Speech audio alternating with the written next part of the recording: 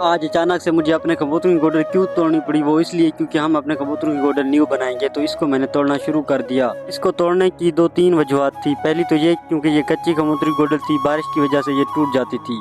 तो अभी हम जो बनाएंगे वो ईंटों से बनाएंगे और पक्की बनाएंगे। और अगर आप नए हैं तो हमें फॉलो कर लें और हमारी वीडियो को रिपोस्ट कर दें ताकि हमारे जल्द से जल्द 20,000 फॉलोअर कंप्लीट हो जाएं। और अगर किसी ने यूके अकाउंट बनवाने हो तो मुझे इनबॉक्स मैसेज करें, मैं आपको यूके अकाउंट बना के दे दूंगा, जो मोनेटाइज भी होंगे और आपको उससे अर्निंग भी होगी। फिर मैंने कबूतरी गोडल को अक्सर जो है तोड़ दिया। फिर इसके जो बट्टे थे मैंने इसकी पिसाई करना शुरू कर दी। और आप लोगों को जितना ये काम आसान लगता है लेकिन उतना आसान नहीं है। खैर मैंने इसके जो है बट्टे तोड़ना शुरू कर दिए।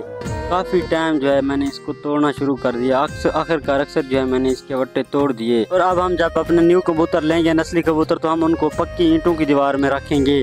फिर मैंने अक्सर बट्टे जो पीस लिए और फिर मैंने इसको बट्टे से जो इनको तोड़ना शुरू कर दिया।